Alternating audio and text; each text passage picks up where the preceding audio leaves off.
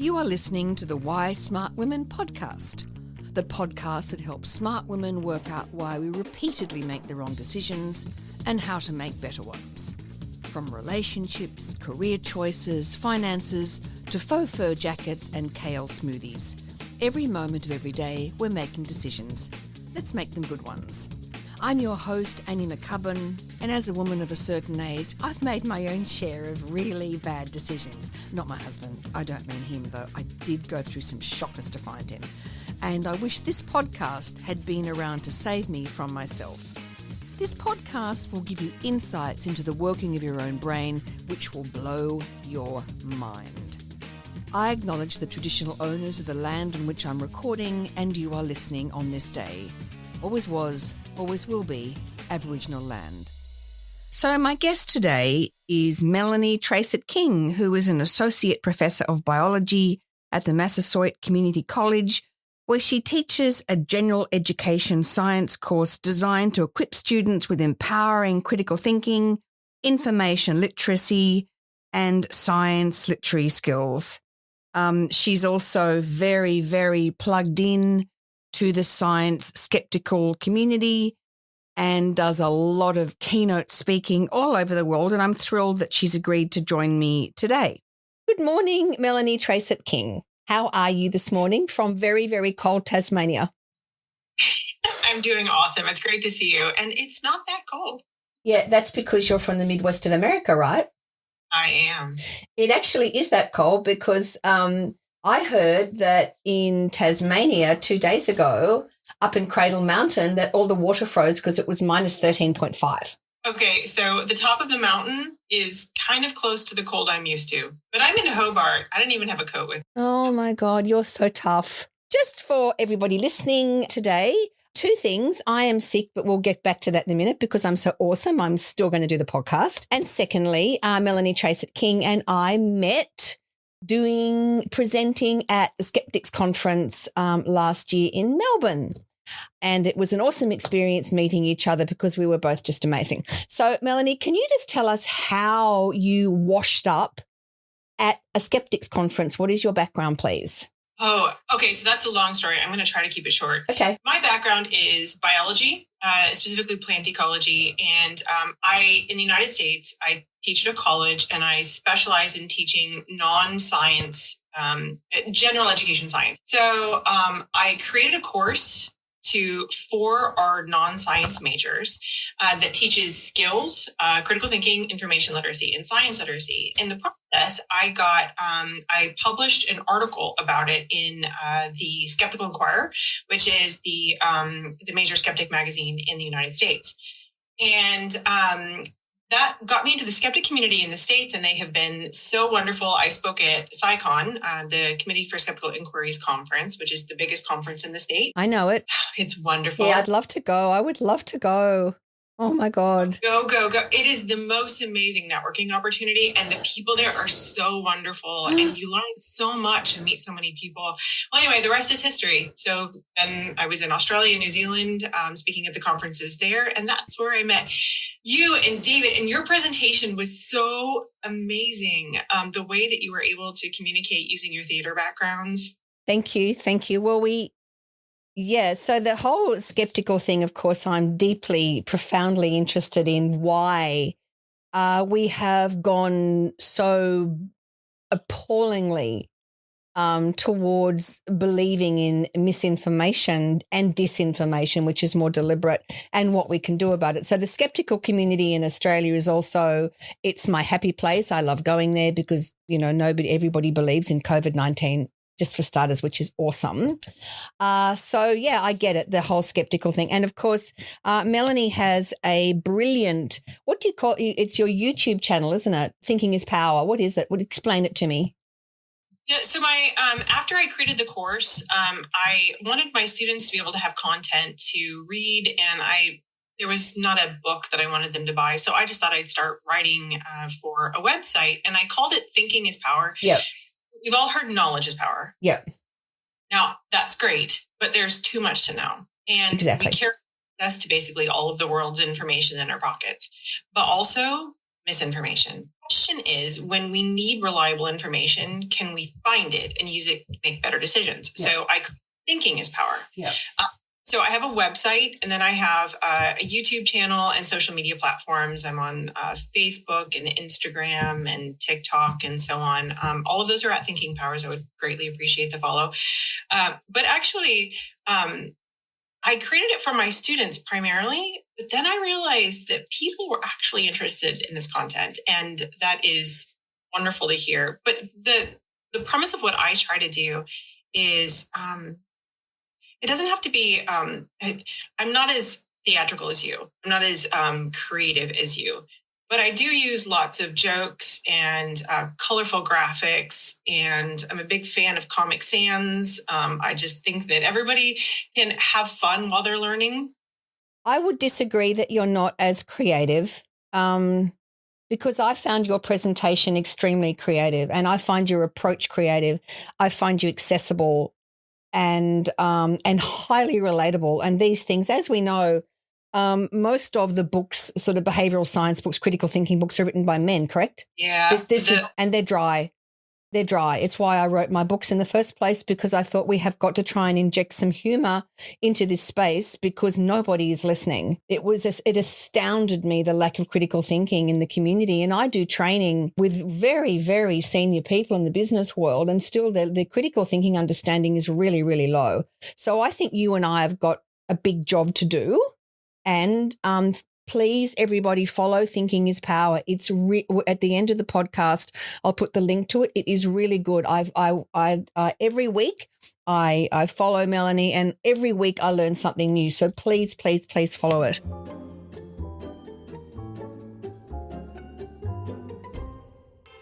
So back to me, because that's the most important thing. So it's my podcast. So I'll just tell you what's happening with me at the moment. I've got influenza A.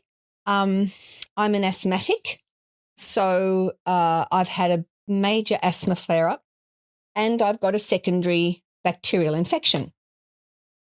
So I'm at my GP, who I'll talk about in a minute, trying to manage these symptoms because, as you know, I'm not 22 anymore, and having influenza when you're an asthmatic is not good. So I would just like to talk to you about the number of things that have been said to me about the condition that I have and what I should be doing about it from people who have no medical background and are very much in the woo-woo space and are literally driving me insane. So number one is that I shouldn't be taking puffers and steroids, because that's just big pharma trying to sell their product. What I should be doing is looking at my diet and doing Buteyko breathing, which is I'm sure it's fine. It's closed mouth breathing, but there's absolutely zip evidence that it actually does anything in reality for asthma. So I've had that come at me. I've had people telling me that there's no such thing as viruses, and there's no such thing as COVID-19, and that all vaccines are toxic, and that the body, this is my favorite, this is my all-time absolute favorite, that if I can just plug in to my body's natural healing, I'll be fine. As if people, 150 years ago, before we had, science and medicine, could just plug into their natural healing when they're in the middle of a plague and they'd be fine. Like, it's so nuts. But then people pile on and go, yeah, why don't you just, your body wants to heal. Why aren't you assisting it? It's driving me nuts.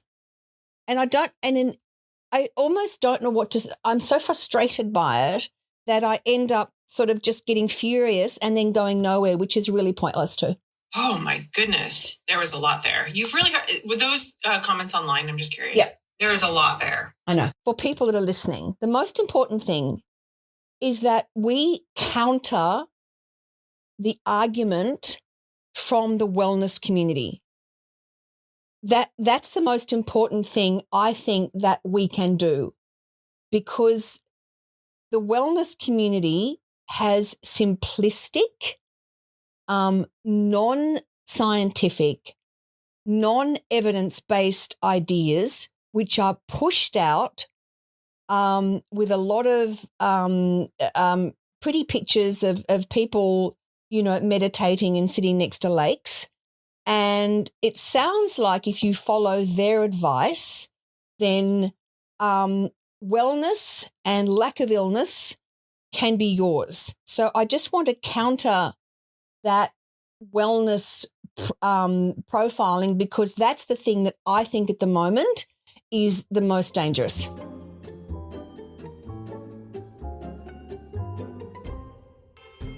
So now I'm going to play a little clip from my second book, Why Smart Women Buy the Lies, which describes Kat, the central character, talking to someone about COVID-19.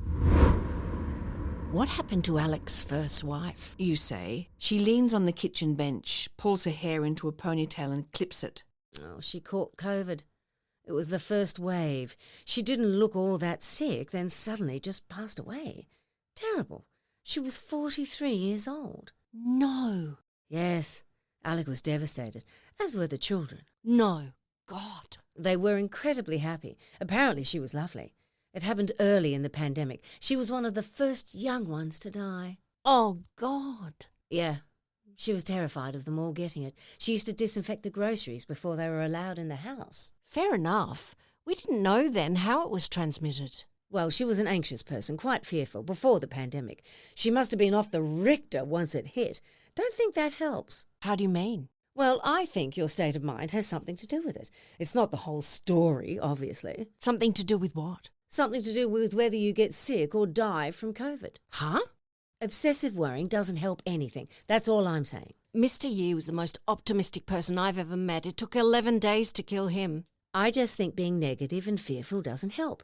We know stress lowers your immune system. It's a microbe, you think to yourself. How's your emotional state going to affect that? Our health is complicated. Mind and body are interconnected. How positive you are, how fit you are, the food you eat, it all affects whether you allow disease into your body. Says Charlotte. Allow disease? Anyway. The front door opens and Will appears. He puts his school bag on the dining table. Hi, baby boy, says Charlotte. He goes to the fridge and pulls out a Coke. Say hi to Cat, Will. He looks at you and raises a hand. Is that the best you can manage? Says Charlotte. He shrugs and leaves the kitchen. Well, that will have to do. I was a shy child, you say. Well, there's Shy and there's Will. Alec has taken him to every child's psych. They say he has social anxiety, traumatised by losing his mother. Trauma seems to be the new black. My wondrous childhood came to an abrupt halt, and I don't have social anxiety disorder. Everybody has some bloody disorder these days, don't they?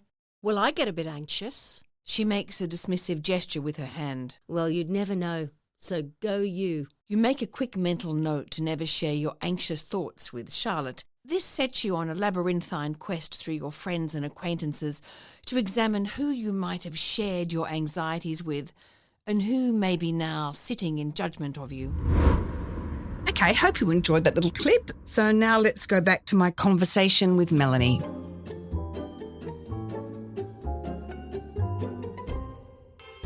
I often joke that when with my students, I have a captive audience. So for 4 months, they have to stay with me as I break things down and help them understand things. Most science classes start with a scientific method. I'm air quoting for those who can't see me. And then they proceed into the things that we know from the process of science. And I think this is really misleading. It's also not helping people understand why we need science to begin with. Right.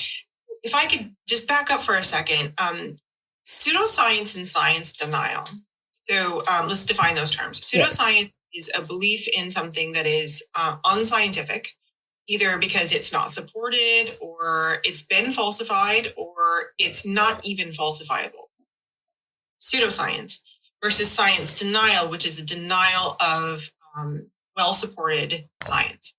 They're like two sides of the same coin in that both of them pretend to be scientific, but pseudoscience is driven by a desire to believe something.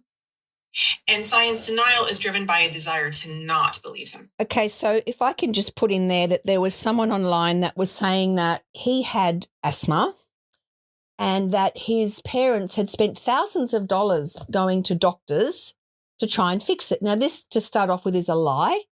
It does not cost thousands of dollars to go to a doctor in Australia. It's free. Well, it's currently a little bit, but you know what I mean? He's probably in his 40s. So that's a lie.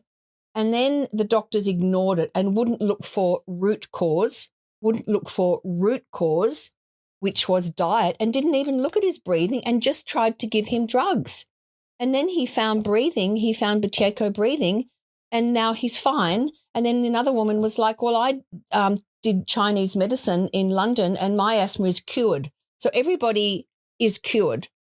So there's this very strong anecdotal, unverifiable, but sounds great, right? Like he did diet and breathing and now he's cured and she's cured. So these anecdotes are powerful, correct? They're really powerful. And the thing is, we're often, one of the ways that we come to our beliefs is through our personal experiences, not just ours, but others. We love stories. We're storytelling creatures, stories that are emotional and compelling and vivid.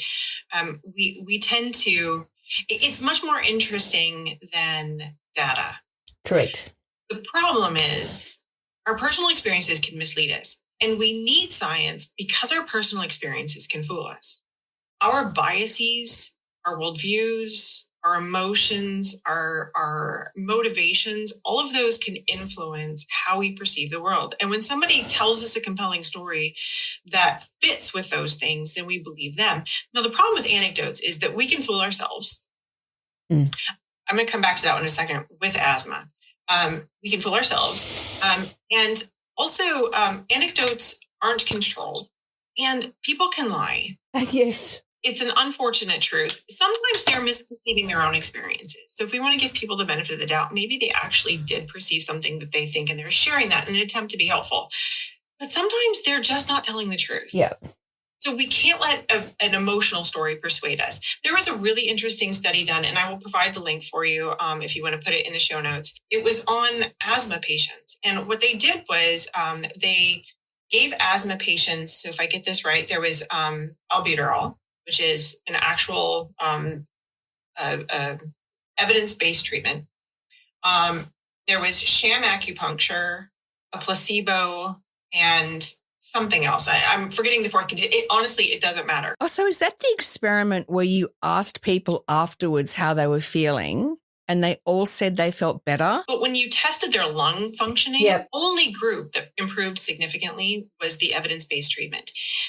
So if I were to try some sort of placebo treatment, something that's not evidence-based, and I felt better, there is obviously value to feeling better. We have to be careful and recognize the difference between feeling better and being better. 100%, because it's dangerous. If you don't actually treat asthma, you can die. I know.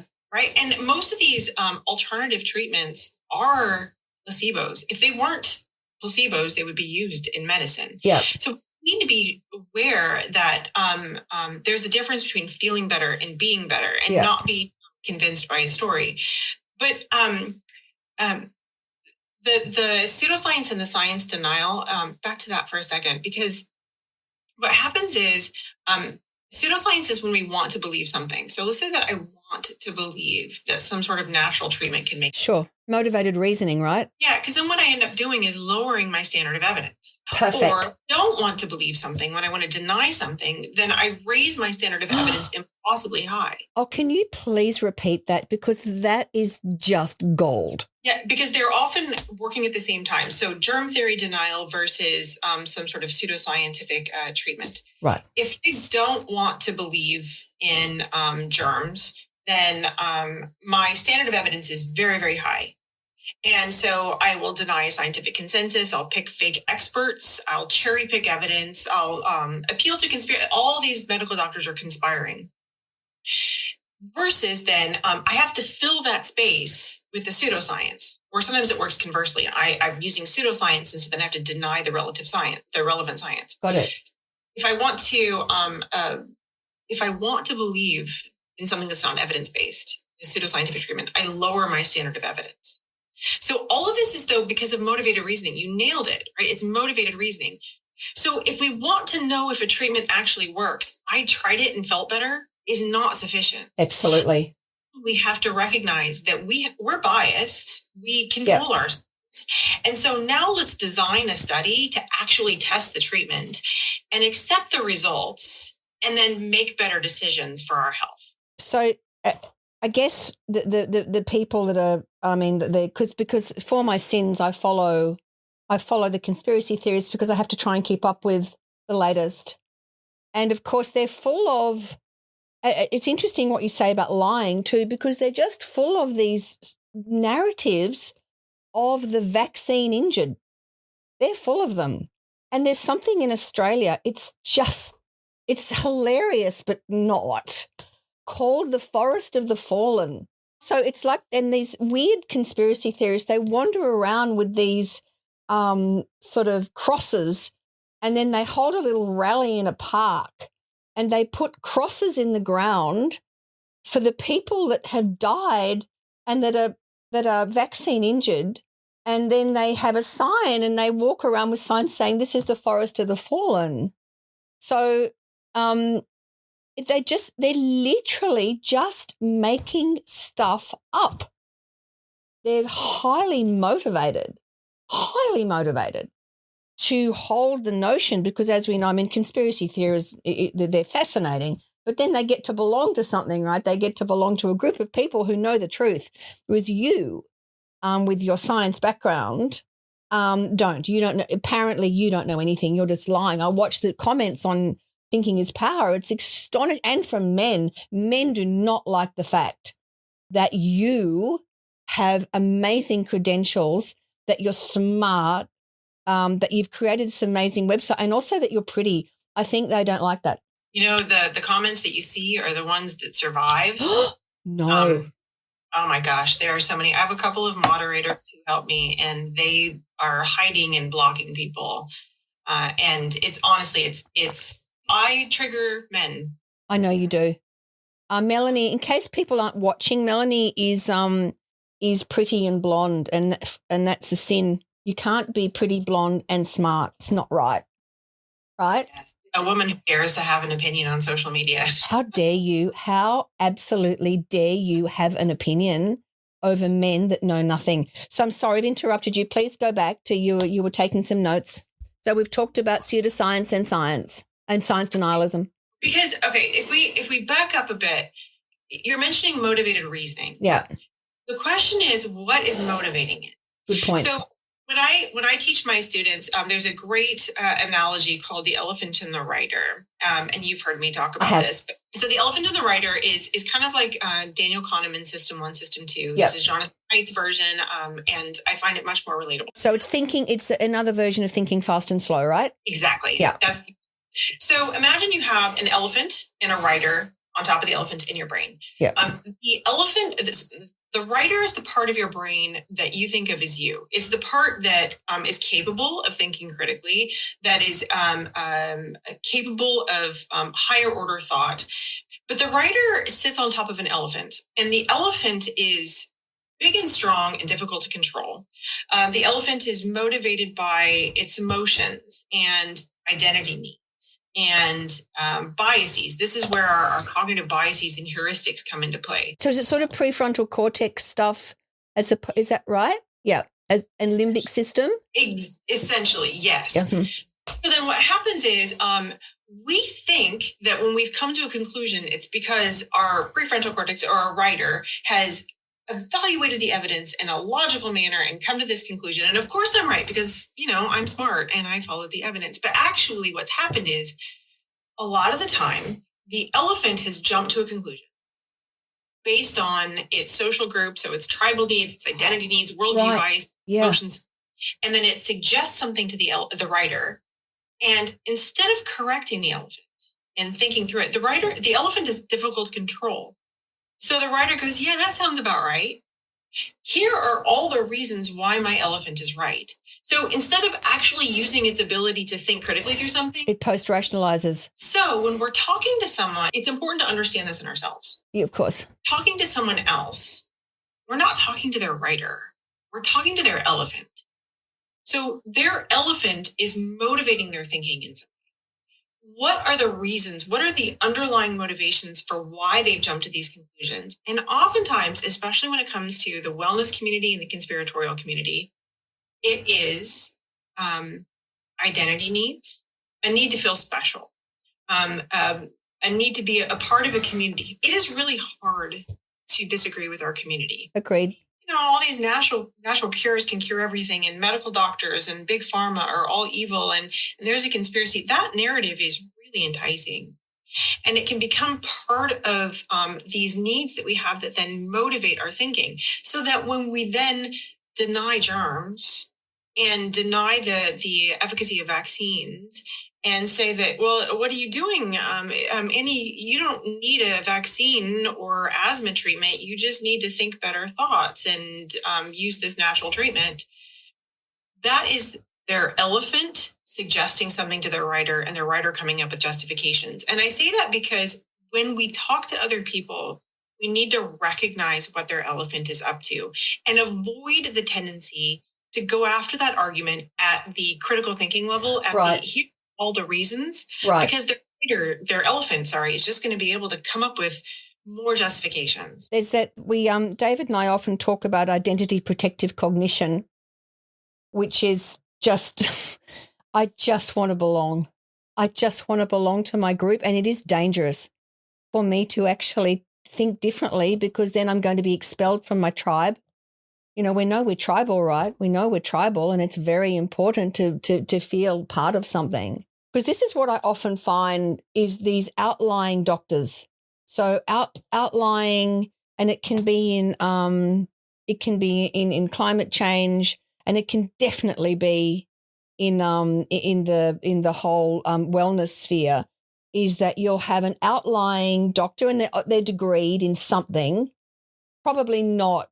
Like with COVID, they're never epidemiologists that are doing this, but there's somebody in some area, and they've come out and they've gone, this evidence is wrong. We should be using ivermectin. There's so much evidence for it. And then people with their motivated reasoning correct, because they need the low bar, go and say, this is right. The rest of the medical profession is wrong, or the rest of the climate doctors, the scientists are wrong. This is the right person because it suits our current need. So if I don't want to believe in climate change, right, if it's inconvenient to me, I'm going to look for a doctor. I will like that, won't I? A doctor that's going, well, it's actually not right. Everything's fine. Is that right, Melanie? Yeah, actually, there's a great acronym that helps us understand how science denial works. And it's FLICC, F-L-I-C-C. Yeah. John Cook here in Australia, actually, he's out of the University of Melbourne, has a wonderful game called Cranky Uncle based on FLICC. I would highly recommend. Yeah, I know. I love Cranky Uncle. Yes. Okay, but Science Now, you brilliantly identified some of these characteristics. So FLICC stands for fake experts, logical fallacies, impossible expectations, cherry picking, and conspiracy theories. Right. So, fake experts, that is the, and reminder that science denial is motivated by not wanting to believe something. Got it. So when I don't want to believe something, I can find an expert that tells me all of the rest of the experts are wrong. Sometimes it's an outlier expert who actually has relevant expertise, but sometimes it's somebody who has no relevant expertise at all. They just got doctor before their name, right? Exactly. Yeah.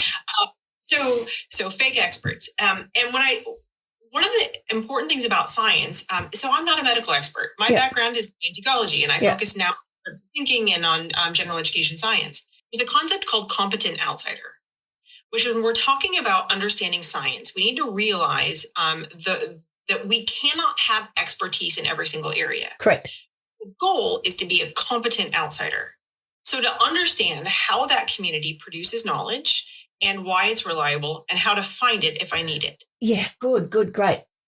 So if I want to understand what the current best understanding is about the safety and efficacy of vaccines, then I need to find the expert consensus, not that lone fake expert that's saying that. Also, he's also probably selling vitamins. So logical fallacies. It's all natural. Scientists don't know everything. This has been used for centuries. All of these people are happy using this. Look at this one anecdote of somebody who is used it and feels better, right? So logical fallacies, impossible expectations. This is the core of science denial. When we don't want to believe something, we set our expectations impossibly high. Look, science never provides proof. We are never 100% certain of everything. We do not, and doctors would not say that vaccines are 100% safe and effective. There's always language that recognizes our limitations of knowledge. But if I say, look, you haven't proven it with 100% certainty. Look, these models were slightly wrong. Look, they predicted this and this happened.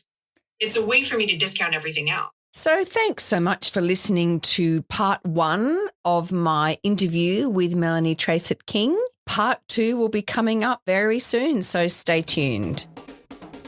Thanks for tuning into Why Smart Women with me, Annie McCubbin. I hope today's episode has ignited your curiosity and left you feeling inspired by my anti-motivational style.